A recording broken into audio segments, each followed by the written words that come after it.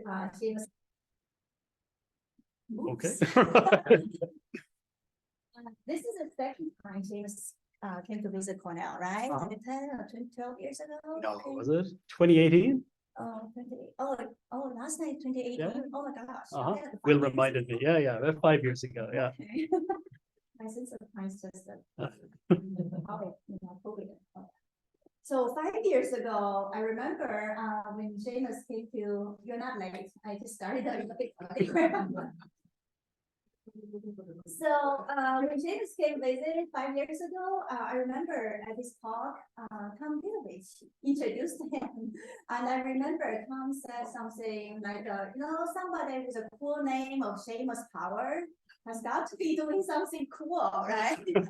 So that's exactly what I'm trying to say as well. Seamus is a cool guy with a cool name and doing cool work. His work is, from my view, extremely creative, diverse, and dynamic, where he looks deeply into societal issues such as migration, poverty, employment, or COVID policies, how those societal issues shape human experience and behavior. He also looks deeply into human behavior, examining fascinating topics such as brutal honesty, which I would like to hear more from him. Also, collective actions such as going on strike. So his work is very contextual and ecologically oriented, making him almost look like one of us. So Tom is not so surprising for his creative and dynamic work he's doing. Seamus started with one of the most creative, dynamic people in our field, Richard Schroeder. He received his PhD in human development from the University of Chicago. So 5 years ago, when he came, he was just newly graduated PhD. And now he's associate professor in psychology at the University of Copenhagen, where he holds multiple million grants and is on the track to become full professor. So amazing accomplishment within a short period of time. So I give you Dr. Seamus Power.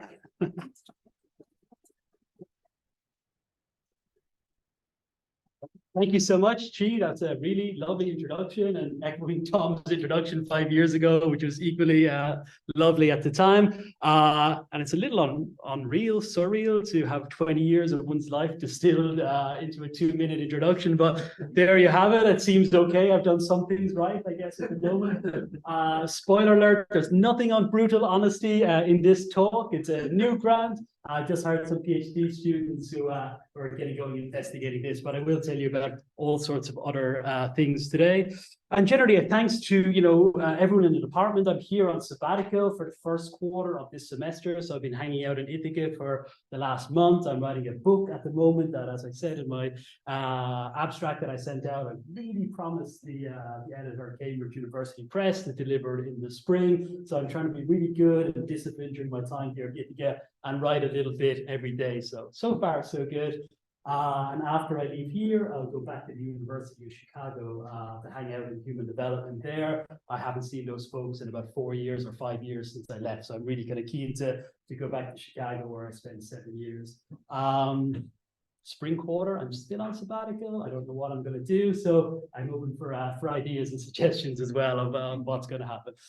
But anyway, today I think I'll speak for about 45 minutes. The first 10 minutes or so, I want to introduce two kind of big kind of theoretical ideas and methodological approaches in social psychology. So two big papers I published in the last year or 18 months. One titled Social Psychology of and for World Making, and the second one, Social Psychology or Field Social Psychology, that I published with my friend Gabe Velez. And then I've got 4 kind of empirical research areas that I want to hit on, just as manifestations and demonstrations of this kind of broader orientation to social psychology. So I'll speak just a little bit about my work on economic inequalities that I said a lot more about the last time I visited, but I just have one slide on this. Then I'll speak about climate change and protest in Norway. Then we'll go across to Denmark, where I did a lot of research recently on the reopening of Danish society and the implications of this. And then finally, I'll come back to the United States and present some new, totally quantitative data based on a study of multiculturalism and ethno-nationalism in the United States that hasn't been published yet. So it's a little bit rough and ready. But I think it's exciting research and very appropriate to what's going on politically in the United States. So that's great. And thanks to the people who are joining on Zoom as well. Hey, guys. So when I was beginning my graduate studies in around 2012 at the University of Chicago, I was really kind of following crises in psychology that I kind of saw that spoke to contemporary limitations within the discipline. First, of course, we're all familiar with the replication crisis around 2015, exposing some of the kind of problems within the dominant paradigm in social psychology at the time. And as I was following these debates and what was going on, I thought there were very useful, but also quite limited responses to it in terms of, open science, more stringent statistical analyses, better sample sizes and diversity of samples. But I also felt that there was a lot of within paradigm solutions to this crisis. And I thought, maybe there's something more to say in social psychology about expanding and re-expanding the dominant paradigm. So I was inspired by this beginning out some of my graduate work. And of course, we're all familiar with the weird problem in psychology as well. This over-reliance on atypical example or atypical samples in social and cultural psychology. And implicit in the Heinrich et al. Paper as well is this idea that the researcher is really divorced or separated from the context in which they study as well. And exposed for me some of the other limitations and related limitations of an experimentally based social and cultural psychology used solely in isolation. But of course, I'm not the first person to notice this kind of narrowing and limitation of a model in social psychology. People have been talking about this for some time. When she introduced me, said that I worked with Richard Schwader at the University of Chicago, and Rick used to teach this course that was like a recipe for doing social science and doing psychology. It was called "If Someone Asserts It, Deny It. If Someone Denies It, Assert It." And it's meant to be this formula how we progress in terms of academic knowledge in social science. So of course, people have kind of highlighted some of these critiques in social psychology before. Very famous essay that some of you surely know, and if the grad students don't know, I'd recommend Social Psychology as History by Ken Gergen, kind of making this kind of argument for what we do in social psychology is not only culturally and contextually bound in some ways, but also it's bound in history. The implication of our findings are also historically bounded and contextualized as well. A very recent update to this, Daniel Sullivan, a guy I have not met, but I feel like he's my pen pal of sorts in this modern era, revisited Gergen's arguments in a recent article in Personality and Social Psych Review, reinvigorating and republicizing some of them 50 years later after Gergen. So I began then thinking about this kind of idea of a push and pull of psychology. So this idea of history really mattering and social psychology is history, pushing people, their thoughts, feelings, and actions into the present. And of course, there's expertise with Chi and our graduate students in the department on collective and autobiographical memory, how it kind of frames and pushes people to action and thought in the present. And this is what the kind of critical social historical approach is about. But one of the key points I want to make today is that humans are not only embedded in the past, that they live on a psychological level in many potential futures. I think this is a key point to think differently about social psychology. So this world-making approach that I'm going to outline on the next slide is about how human imagination from a socio-cultural perspective is pulling human action and human thought and ambition into the future. So again, we're congruent with the Gergen type of approach that history matters, but also saying potential futures matter too, and trying to re-expand this paradigm in social psychology. So this draws on some of the recent literature coming out of European sociocultural psychological tradition. Some of these books I've contributed to in some ways. One of the key ones is Human Imagination and Human and Cultural Development by Tanya Zatan and Alex Gillespie, making this kind of point that people can decouple from the here and now, from their present embodied sense of self, what they're doing, imagine potential futures, maybe in a mundane way, what they're going to do for lunch or what's going to happen at the weekend and so on.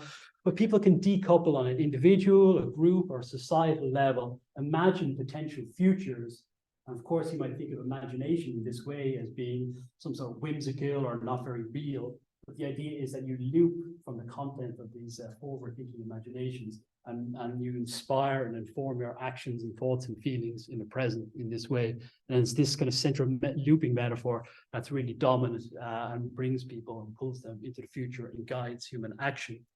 So these are some of the thoughts that went into the social psychology of and for world-making paper that we published recently. And we make 4 propositions for social psychology. The first is that on an ontological level, in terms of philosophy of science and how we understand the knowledge that we produce, that the world is not static, that it is in fact developmental and always unfolding. That in terms of the knowledge that we produce, in terms of epistemology, the social scientists can use theoretical imagination not only to anticipate, but also participate in world making through the types of issues that we research and disseminate, the forms of teaching that we're involved with, and other ways that social psychology impacts the world. And of course, this has ethical implications beyond the IRB and informed consent and these types of more mundane ethical issues. But we as researchers are embedded in these contexts and have a responsibility for the types of knowledge that we're producing, the questions we're asking, but also the questions that we're neglecting to ask and ways that we're not disseminating our information. And then in terms of methodology, the argument that we make in this particular paper is that there's nothing really special that we need to do in social psychology. We already have the methods, expanding from the experimental methods, survey methods, to the kind of research that I'm more engaged with, qualitative ethnographic research, towards the kind of research Will is involved with big data and so on and everything in between. So the idea here is that we already have these types of methods in social psychology that we can think about as world-making methods. And over the last number of years, beginning in graduate school, I published a series of essays, most predominantly with my friend Gabe Velez, who's now up for tenure at Marquette University, again, another human development guy. When Bob was editor of Perspectives on Psych Science, we submitted to the SAGE model of social psychology that eventually got published, making this argument on how, at least on a practical level, maybe neglecting the ontological foundations, but on a practical level, how we can use qualitative and quantitative procedures together to create a more complete and holistic understanding of psychological phenomena of interest.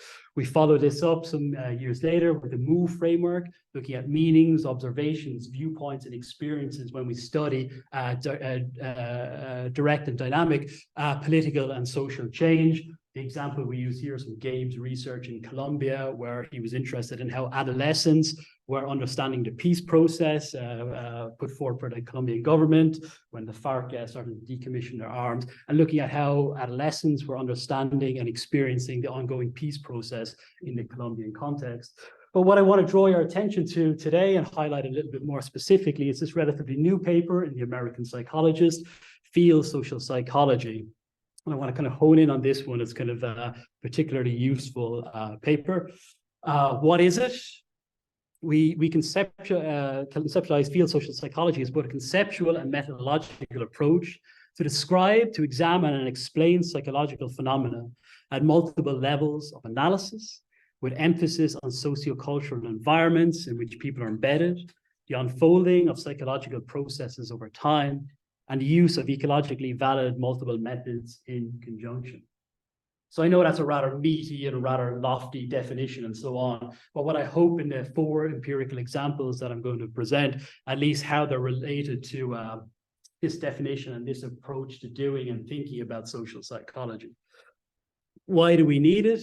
The argument that we make in the paper, of course, is to comprehend, orientate to, and help alleviate some of the pressing global challenges that we face today. So I'll say just a little about inequalities within the Irish context. I'll say more about climate change and protests in Norway. I'll say a lot more about COVID-19 research and the reopening of Danish society. And then, as I already mentioned, about multiculturalism in the United States. So I guess you can say the object in psychology that I'm interested in on a very broad level is Western liberal democracies and what's going on in them. So my research tends to kind of focus on this particular parts of the world. So when I was doing my dissertation research in University of Chicago, I started out with this observation based on the global financial crisis with the collapse in the United States of the Lehman Brothers and the subsequent recovery in different parts of the world. I had this observation in the European context that the Irish, unlike some of its EU neighbors, like the Greeks, the Spanish, the Portuguese, and the Italians, who took to the streets to protest and demanded political change in some way, and there was even rioting on the streets. In Ireland, there was a much more muted response. There was no protests, and there was certainly no riots. And I wanted to find out why. So I attended a nice talk which Bob gave last week with some undergraduate students. We talked about creativity and the generation of new ideas and so on in psychology. But for me, my own kind of research started with this idea just of a simple observation that maybe there was something curious happening in the Irish case. So for the graduate students who I'm going to hang out with after I give my talk, we're going to have lunch and some discussions. I know you're in the middle of a PhD and it seems very big, but this is what a PhD thesis looks like in one slide. So my research question basically is, what are people's psychological reactions to economic hardship? This is one of the driving questions of the book that I'm now writing, but in a very simple way when I started out, this is what I was kind of interested in. So I had this observation that I later published in Current Anthropology, the deprivation protest paradox. This observation, when the economy collapsed in Ireland, nobody protested. But when Ireland had the fastest growing economy in Ireland in 2014 and 15, then people took to the streets, then they protested, then they demanded a new government. So during the economic recession, when people were not protesting, I interviewed elites and unemployed people, as Chi has alluded to already, to find out some of the reasons why these people were having this passive response. Then I talked about this dynamic social change in Ireland when the recession was replaced by this kind of stark recovery, and then the government introduced this new tax on water. So people it was almost like, to use the metaphor, they were sick, they took their medicine, then they got better. But when things started to go better, it was only getting better for some and not for others. And this kind of created a gap between those who were benefiting and those who were feeling left behind and hit with this new tax on water. So during the recovery, I really started getting into field work. I went out to protests, the year's field work in Ireland, interviewing many hundreds of people about why they were protesting, how they were feeling about the economy, and so on. And really the kind of key point I want to communicate here, without getting into so much of the details of these particular studies, is that I'm interested as a social psychologist in the cultural psychology of moral reasoning. And really what I found through all this study and 5 or so years of doing this research and many more years of publishing is this cultural narrative and maybe a moral principle prevalent in Ireland, that in life you reap what you sow, that in life you get what you deserve. So when I spoke to unemployed people and elites, they said that Irish people were foolish with their money in the early 2000s, made bad investments, they spent it in a way that wasn't very sensible. Then the economy collapsed and nobody protested because they felt culpable, they felt guilty. But later on, when people protested, having endured austerity, endured hardship, expecting to benefit from this economic recovery, they did not. They were hit with a new tax on water, and then they felt that the government had acted poorly, and it was the government who should reap what they sow, and therefore they were voted out of power in this kind of year-long series of demonstrations in Ireland. So I published quite a lot about this, one way or the other, legally or illegally. Most of the publications are on my website, so feel free to dive in a little deeper. It's all legal, I'm really sure. But anyway, so, this is obviously a very particular case study in one particular historical context, as Gergen would talk about. I was, obviously when you do ethnographic and qualitative research, we all know the typical complaints about interpretation and sample size and can it be generalized and not. But I want to say at least you can theorize quite a lot from these localized case studies and generate maybe kind of more broader insights. And this is, the real crux of part 2 of the book that I'm writing and just kind of steering into now. That people can tolerate economic hardship even during a recession when it's considered fair.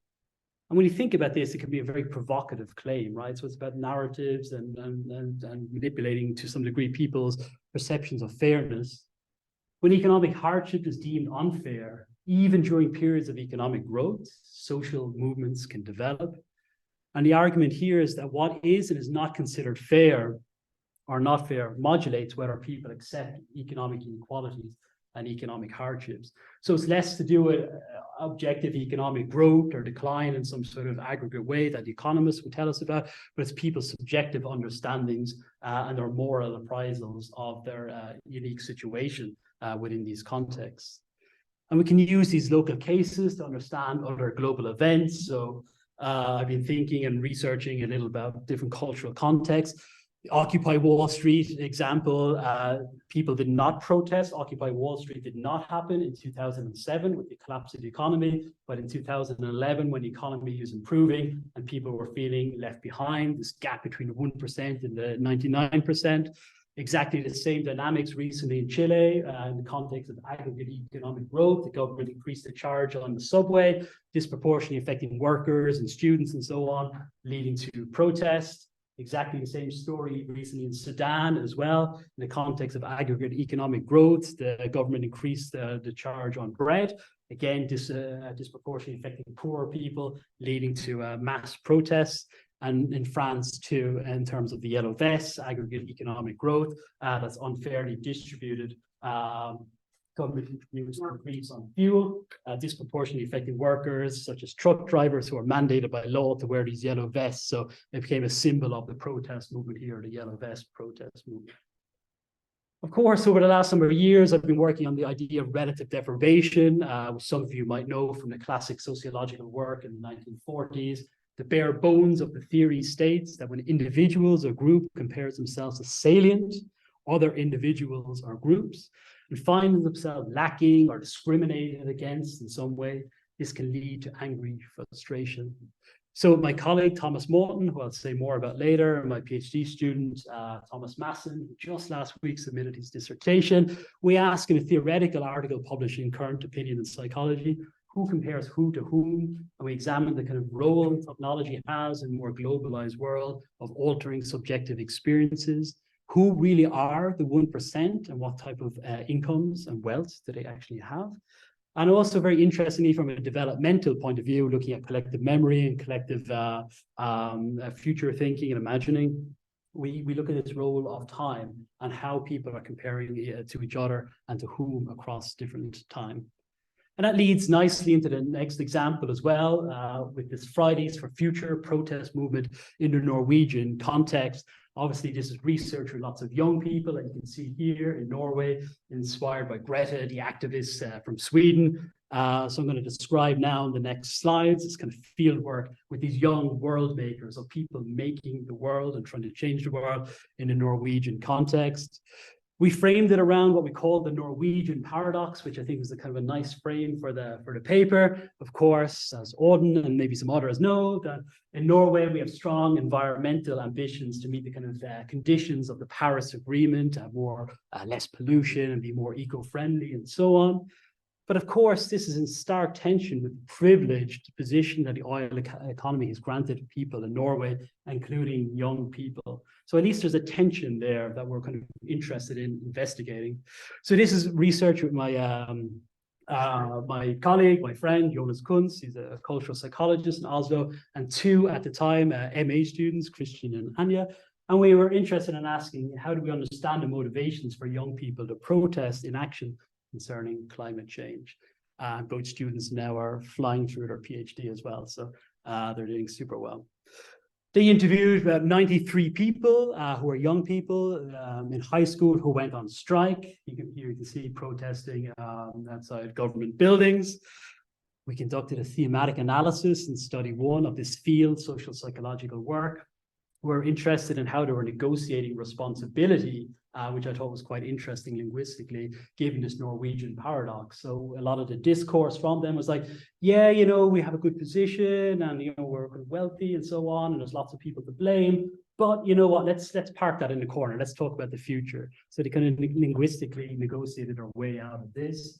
I want to highlight this idea of imagined deprivation. They were thinking of the future and felt relative deprivation in an imagined way that looped back to inform them protesting in the present. I'll give one piece of qualitative data just to illustrate this point, and then one piece on shared identity and how social identity motivated protest in a Norwegian context. And I'll use this to link to study 2, which is a quantitative study. So imagine deprivation. So this is what one student told us. We are here at the protest, she says, because our whole generation is in danger of not being able to live the way we want, the way we've been raised to believe that we should live. And it is because of our older generations that taught us how we are going to live. When I grow up, I really want to have that life that everyone dreams of, with children and a real family, but like, I start to think that maybe it won't happen because of what we've done now to the environment. So there's kind of 2 key elements in this piece of qualitative data. The first is that her imaginations of the future are informed by the past, what the older generations, her grandparents, her parents have told her what our life ought to be like.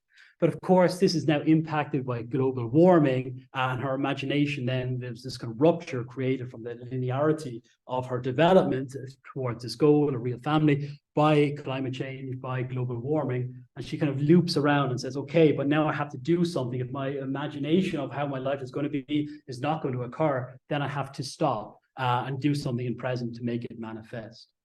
And this is very much representative data in a qualitative sense. Emil talks then about shared identity.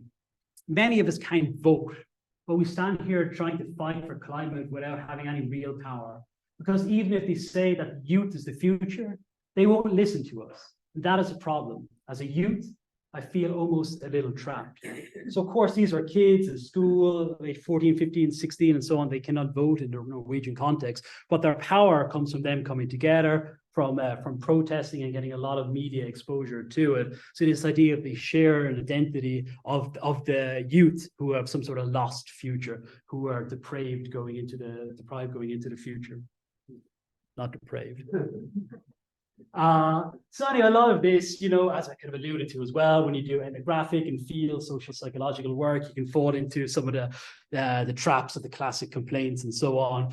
But with the students and Jonas and I, we wanted to kind of use and illustrate how one could use some of the ecologically valid insights from the qualitative work to inform future quantitative work. So what we did, we asked, could the concepts identified in our first study statistically explain protest participation in combination with the social identity model of collective action? And some of you in the social identity area might be familiar with this. It's one of the bigger theories to explain identity and social movements. So we gave a survey to over 360 young people in the Norwegian context. And basically, and I'll talk through this just a little, what we found basically from our qualitative ethnographic work is that political orientation, guilt, environmental threat, social capital, protest participation, all inform this kind of key idea of group identification in a very meaningful, statistically significant way. Group identification, of course, then linked to efficacy, perceptions, and group norms, and then, of course, being associated itself with future protest intentions. So this is published in Journal of Environmental Psychology, and I think it's a nice demonstration on kind of broader macro level of how ethnographic work and qualitative work can really go hand in hand with some quantitative work as well, and to kind of dive a little deeper into some of the dynamics and processes from a quantitative view as well.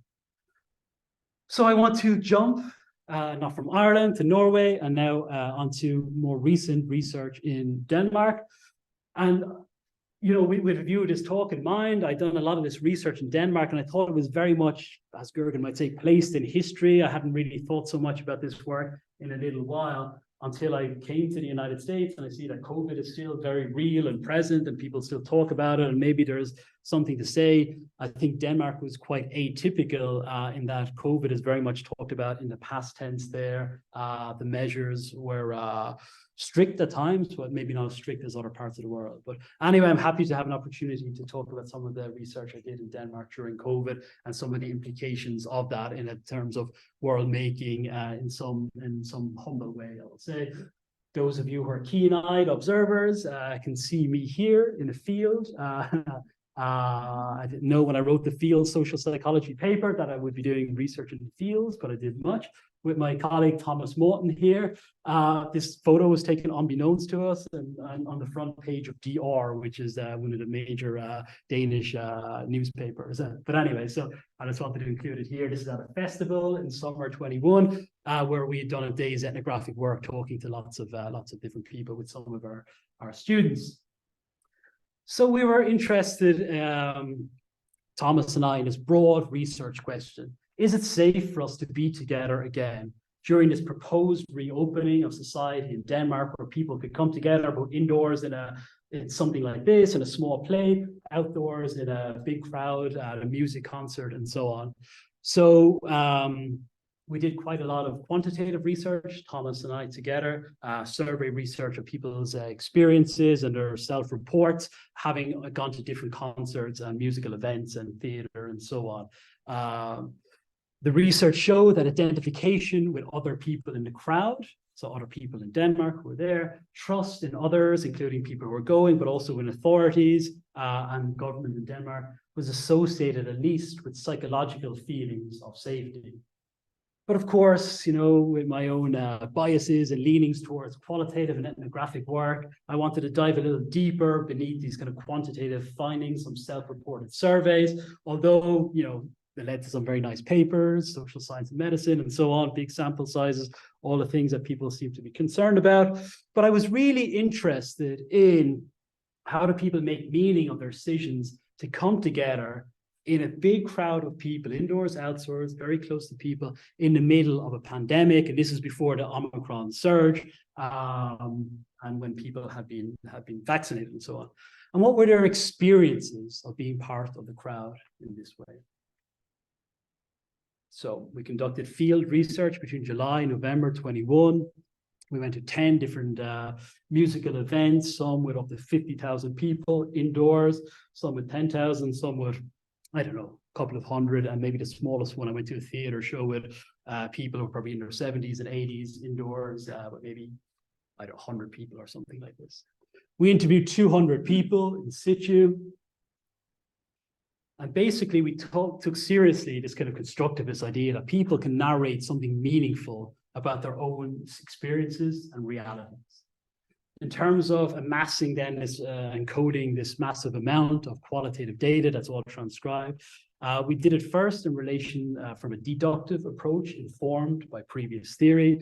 From the qualitative research, we showed how identity and trust were important. So we coded at a semantic level what people actually say in a very literal way that you read it, and also at a latent level what people meant when they spoke. And also we did inductive open-ended coding as well. So we just read the transcripts and saw what was there that might be interesting that people were trying to communicate to us. And this led actually quite nicely to something new that was not evident in the quantitative research, this phenomenological experiences of being together with other people. Why people, despite the risks and so on, wanted to be together with others. So this discursive and thematic analysis revealed 3 themes, and I'm going to show you one piece of evidence to support and illustrate each one of these themes. This idea of trust being super important, creating this possibility to think about coming together again. This idea of negotiating mixed feelings, this ambivalent feeling, this fear of COVID and being contagious and making people sick, but also this kind of draw of being together with other people. And then finally, I want to say something about the joy of being in the crowd, this kind of phenomenological experience of being together, which is quite nice and interesting, and also in stark contrast to some of the other kind of research that's prevalent at the moment in terms of crowd psychology, where people think, maybe they think of the storming of the Capitol and so on, and crowds being dangerous and in some way. Classic psychological theorizing from Le Bon in the 1800s kind of demonized the crowds and thought that people descend rungs of humanity in some way. So you'll still get these kind of negative representations of crowds, and particularly more dictatorial countries as well. Maybe not so much in democracies, but obvious exceptions in mind. So this is just one piece of qualitative data. And with respect to authorities, do you trust them keeping things safe? An older man says, I think actually the way they dealt with the situation during the Corona crisis means that one trusted them a little less, As a rule, if the health authorities say stop, then I'll stop. but there are some restrictions that don't make sense. So you might see that this is kind of contradicting the point that I'm trying to make. Some say Danes are trusting in authority. Oops. And they are. I also think I am.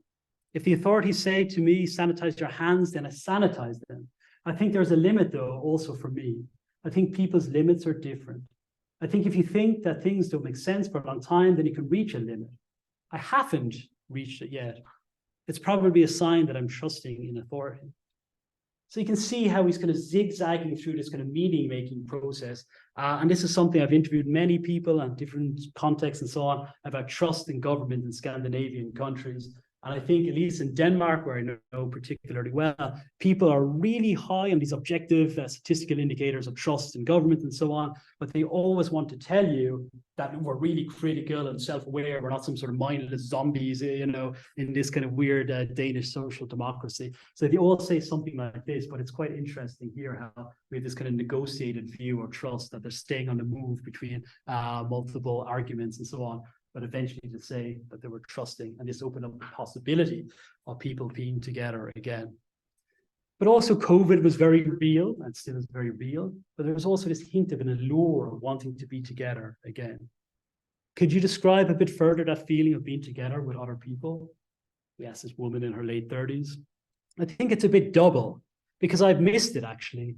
I miss having community with people you don't know. I think it's great that you can smile and have something with someone that you otherwise are quite different from. But at the same time, Corona is still here and now it's autumn. I am fully vaccinated, but I also know people that have got Corona even though they were vaccinated. But I also want to live. And so I just have to learn to live with Corona. So here you can see in a discursive way, the role of the word but is really hinging on people's meaning-making processes. So on the one hand, this, on the other hand, this, on the other hand, this, and they're moving between these different argumentative positions here to arrive at some sort of logical justification for being part of the crowd and coming to one of these crowd events, despite the physical danger of being infected or infecting others with COVID. They're negotiating how they psychologically feel safe. And just to say a little bit about the joy of the crowd, and this is very omnipresent and obvious theme. What do you like about being part of the crowd? You forget yourself a bit, no? Belongingness. You get inspiration from other people, from other people's energy, what they radiate, how they are themselves. We are a flock, It's been unnatural to be alone. What is it that's inspiring about other people? There's both something about how you express yourself individually, then there's also something about what you radiate emotionally. Love for each other, those kinds of things, good energy.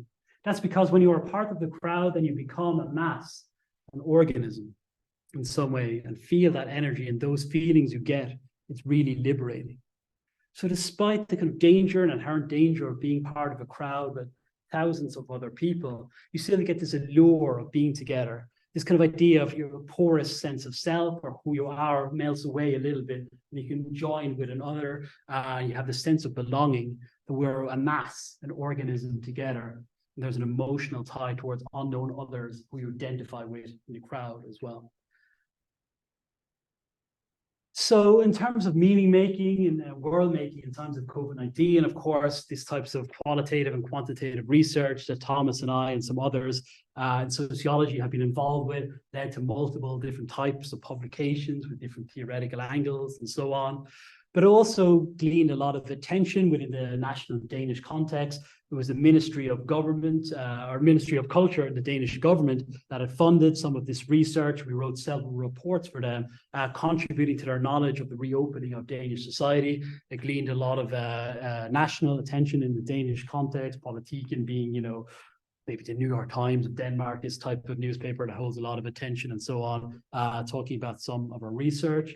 And more broadly as well, what was happening in the Danish case study really informed a broader global public as well. Some of our research were invited to write an op-ed in the Scientific American magazine about what it was like psychologically to be in a crowd during a reopening of society when people were fearful about how people might act and what it like to be together. And of course, we're featured too in the Atlantic as well, this idea of high levels of trust in Denmark and how that allowed people to come together in a meaningful way when, at least in the United States, according to the journalist, there was lots more polarization, and there was lots less agreement of how one ought to act and what policies one ought to pursue in the U.S. context. So more kind of it was kind of interesting, I guess, to trace this kind of world-making aspect of what we were doing, both locally in the Danish context and maybe a little bit more broadly in the global context. This is what it looked like in the middle of 50,000 people in an indoor concert that I attended as part of the field work. This is the last one we went, which was kind of like the apex of the reopening of Danish society. There was no COVID checks going inside. The assumption is that people trusted others. If you were sick, you would not come, that you were fully vaccinated. And there was this idea that psychologically it was okay for people to be together again. And then in terms of physically and epidemiologically, there was no outbreaks or no spikes and something like this reported from these types of musical festivals together. So anyway, so that was kind of what it was like to do some of this research and some of the outcomes and consequences in the Danish context from this research. So I know you've all been very good. It's coming close to lunch. You've heard some theoretical arguments. You've heard qualitative and ethnographic work in faraway lands. But I'm going to talk in the last bit about the United States, and it's all going to be quantitative research. So I hope that's okay. So I'm interested broadly, and I've got, one of my two big grants that I have at the moment is on multiculturalism and these issues with migration and refugees. So this is just a small little part of kind of my work that I've been at over the last number of years, looking at migration and cultural and demographic change. So we know that global levels of migration are relatively stable, but the origins are shifting of where people are coming from, migrating into Western liberal democracies. So basically, there's a greater share of diversity in the global north coming from the global south. Basically, it means that there's increased ethnic, racial, religious diversity into the global north, including places like Ireland, where I'm from, Denmark, where I work, and obviously to the United States as well. So this idea of the so-called Great Replacement theory can be seen as a reaction by whites and Christians to this increased diversity. In the weak form, people talk about the Great Replacement theory as some sort of liberal policy allowing for diversification that undermines traditional moral order, undermines the legitimacy of cultural practices from a so-called white Christian perspective, from the adherents of people who adhere to replacement theory. There's a more extreme form of it, which is more conspiratorial, that some sort of small liberal elite in places like the United States are actively promoting migration from the global south to purposely change demographics in the global north. This is not just some weird theory that one finds online. It has violent manifestations.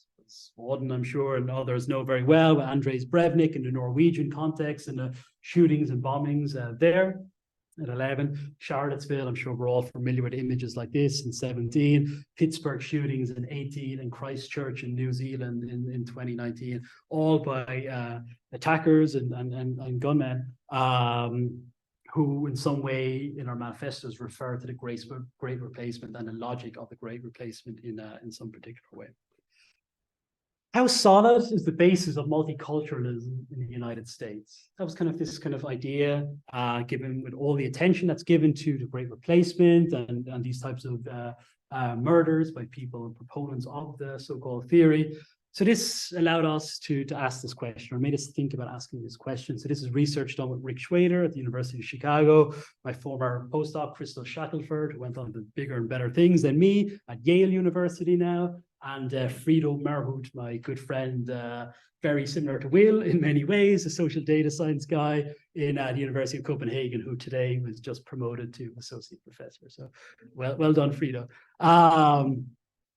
What is the perceived ethnic, racial, and religious composition of the United States? What is the desired ethnic, racial, and religious composition of the United States? So these are the questions that we asked. An online Qualtrics panel, about 1,000 respondents. And we assessed estimates in desired proportion of ethnic and racial and religious groups in the United States. So here I'm going to present some of the graphs visually.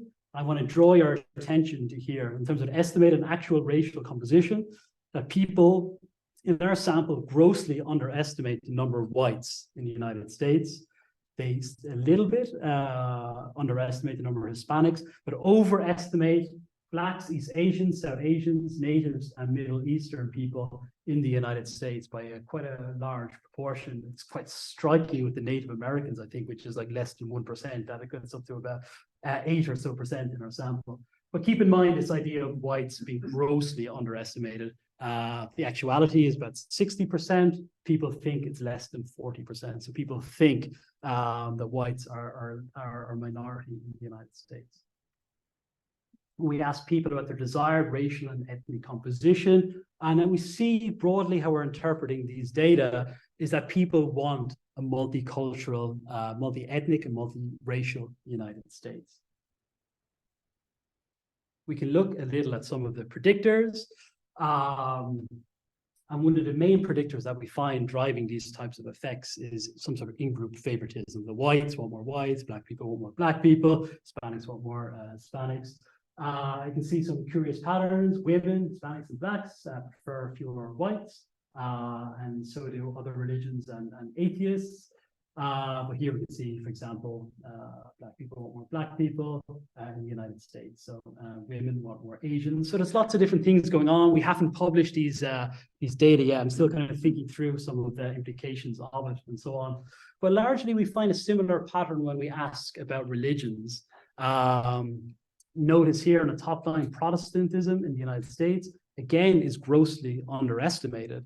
So just like white people, now we're seeing the same effect for Protestants, grossly underestimated. Curiously, there's maybe an overestimation of the proportion of Catholics in the United States. I've only speculated why, but I don't know. Again, we have this kind of misperception, quite systematic, that atheists, Jewish people, Muslims, Mormons, Hindus, and Buddhists are overrepresented in the United States as well. And when we do the desired religious comparison that we see congruent with the desire for multiracial, multi-ethnic United States, then we also see some sort of evidence in our data for people wanting to have a multi-religious United States as well. The predictors suggest a similar story as well, that people, one religion want more of their own religion as well. For example, Muslim people want more Muslim people here being one of the standout kind of scores on it. But again, we see, these kind of curious and interesting effects as well. And it's something that I'm still thinking through. Actually, I know he's not here today. Maybe he's online. I don't know. Steve Cece, when I last visited here, I had a chat with him. He was like, one of the things we really do in our tenure track program at Cornell is encourage young people to really wait when it comes to publishing until the paper is really as good as it can be. So when I published an American Psychologist, the field paper, I was like, would Steve Cece approve of this? And so it's in a stage where Steve would not approve, I'm sure, but we're getting close. So I have Steve on my mind when it comes to this argument as well. So from this data, at least provisional conclusions that I'm thinking of, that the threat to the popular basis of multiculturalism is overstated and underappreciated, that virtually all demographic groups desire a society in the United States that comprises some sort of mix of ethnic and religious groups, racial groups. Whites and Christians systematically underestimate their own prevalence, forming a basis for potential over and counter reactions. So that's as far as I've kind of got with this, but I think there's kind of a message, maybe a more hopeful message. We hear a lot about polarization and mutual radicalization in the United States, but at least these data show that this kind of base model of multiculturalism seems very prevalent amongst all people in the United States. There's very little that we saw in terms of the analyses between liberals and conservatives in a big, meaningful way. Yeah, we have this kind of broad appreciation for multiculturalism, which I think might be some good news. And just in terms of wrapping up a little bit, and with a view to meeting the PhD students afterwards, I think one of the kind of nice ideas, as some of them go on the job market afterwards, is to kind of articulate big questions that really drive your research. What do you want to do for the next decade and so on?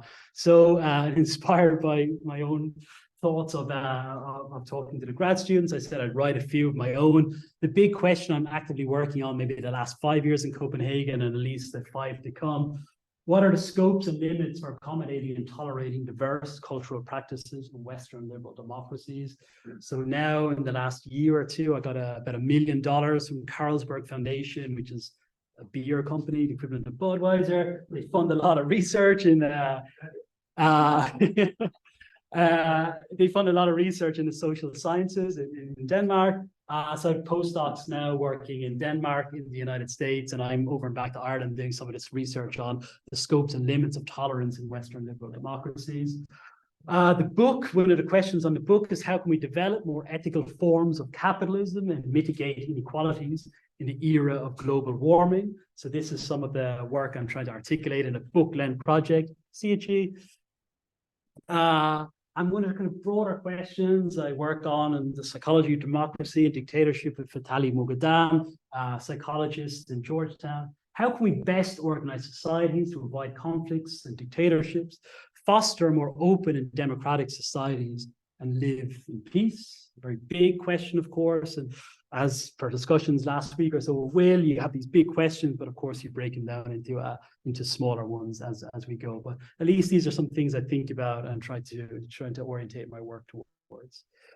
And just finally, just to loop back to the world-making idea that I started the talk with, I want to make the argument that I hope that I've made the argument that social psychology is not just a historical science, but it's also a science that's future-orientated of and for world-making. And that people are future-orientated. They're guided by more than what is, by more what could be, and maybe on a moral level, how the world should be. And whether it is intended to or not, psychology contributes to the societies and cultures in which we live and work. It certainly, in my view, cannot be a passive bystander in this world-making. Conceptualizing social psychology in terms of world-making can make it more humble, but also more relevant, re-engaging it with the pressing issues of our time. Thank you so much.